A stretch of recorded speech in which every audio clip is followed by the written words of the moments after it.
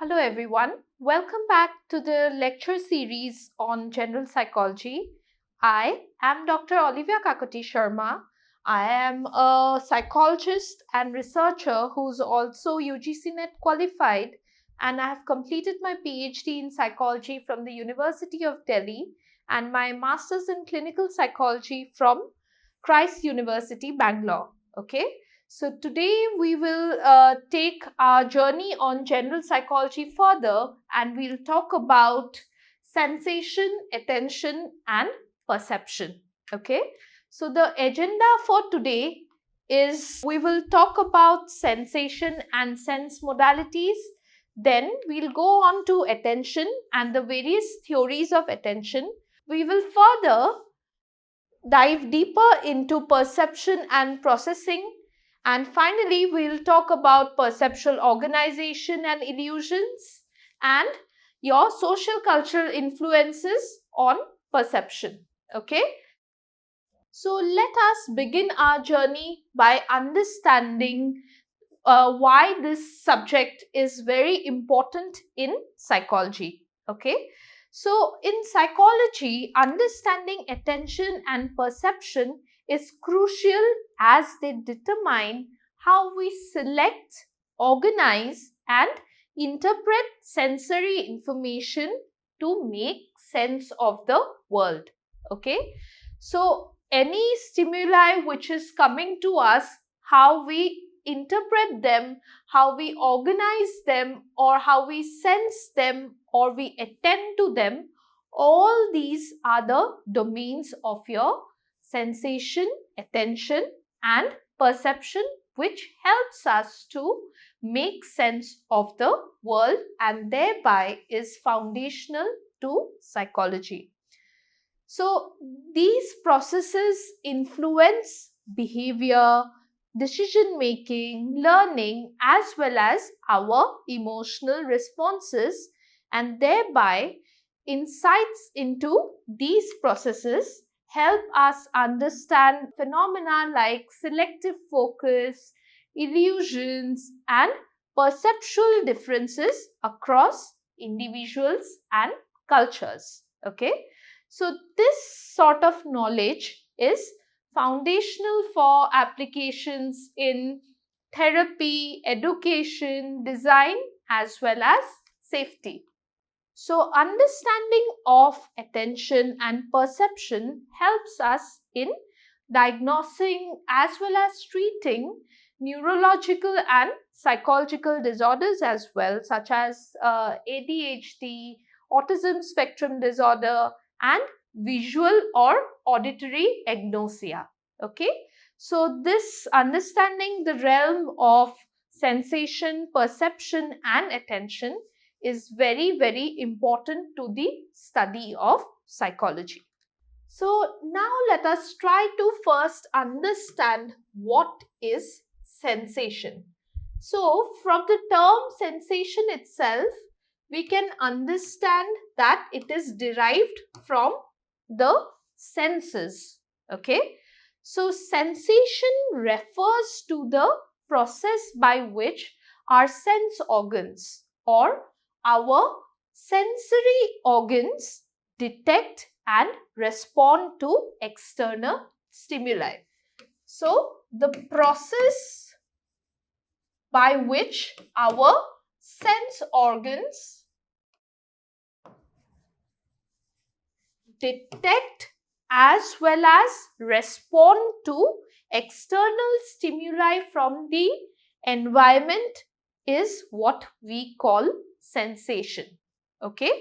So this process sort of begins when the physical energy such as light or sound or pressure, they interact with the specialized receptors in our sense organs, like those of our eyes, our nose, our ears and skin and tongue. When they interact with them, the process of sensation begins. Okay. So these receptors, what they do is, once there has been some stimuli in the external environment and when the process begins with the receptors interacting with the physical energy. What these receptors do, they convert the physical energy or the physical source of energy into neural signals. Okay, neural signals through a process called transduction. What is transduction? That is the conversion of the physical energy through the receptors or by the receptors through this process of what we call transduction. Okay, so this information from the physical energy is converted into a neural signal or a brain signal by this process called transduction. Okay, for example, in vision, okay, the photoreceptors in the retina, which is responsible for catching visual input, what they do, they transform the light waves into electrical signals, which are then sent to the brain for further processing. Okay, so sensation is considered an objective process because it involves the reception or the direct reception rather of raw data before the brain interprets or gives it a meaning. Okay, so this process of receiving information from the external environment, why is it called objective? Because it is sort of directly just receiving the information, and it is receiving the raw data and transferring into the brain before there has been any sort of time for the brain to give or to assign any kind of meaning to it. That is why you can say that sensation is a objective process. Okay, now what are these sense modalities? We understood what is sensation, and we just talked about that we have 5 senses. So what are these sense modalities? What are our 5 sense organs? The ear, which is responsible for the auditory modality or hearing. Then we have the eyes, which is responsible for the visual modality or our sense of sight. Then we have the tactile or the skin, which is responsible for touch. Then the tongue as a sensory organ is responsible for our gustatory sense modality, which is responsible for taste. And finally, the nose as a sense organ is responsible for our olfactory modality, which is our sense of smell. Okay, so these are the 5 sense modalities which are responsible for the 5 different types of senses. Okay, so the visual modality or the visual sensation occurs through the eyes, specifically via photoreceptors known as the rods.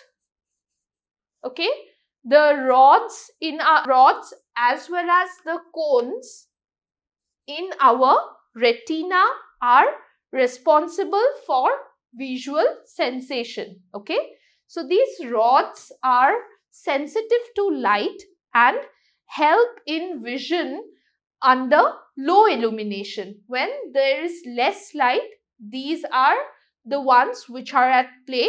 Okay, while cones are responsible for color perception and sharp vision. Okay, so rods are responsible for vision when there is low illumination, and these cones help us to give a sharp vision and for color perception.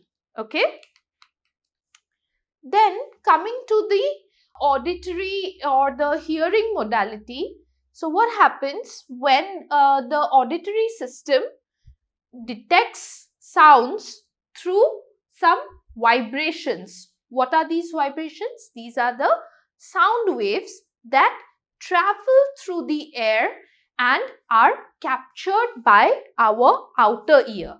Okay, so these vibrations are then transmitted into the inner part of the ear or the cochlea. Okay, in the inner ear where the hair cells convert them into neural signals.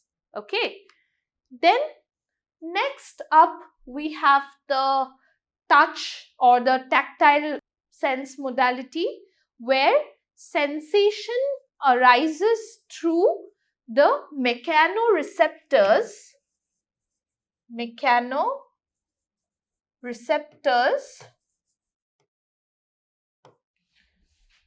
How does sensation arise here?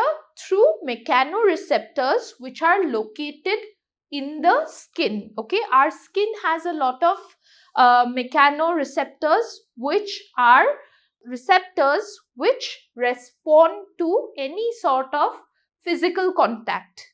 Okay, so whenever there is a physical contact or pressure or vibration or texture, they provide feedback about they provide critical feedback about the external environment to our own bodily position. Okay, so mechanoreceptors are responsible for sensation or tactile sense modalities. Okay, coming to the gustatory or taste modality. So what happens? The taste is detected by what we call our taste buds. So the receptors here are the taste buds which are present on the tongue and the other parts of the human mouth. Okay, and we humans can actually recognize only 5 basic tastes. Okay, sweet, salty, sour, bitter and umami, which is the savory taste. Okay, and taste, it is also important to note, is very closely associated with smell, which helps us to form a flavor perception. Okay, lastly, coming to the olfactory modality or the sense of smell. So like almost any other sense organ and the sensation of the other modalities, olfactory modality of sensation is facilitated by the olfactory receptors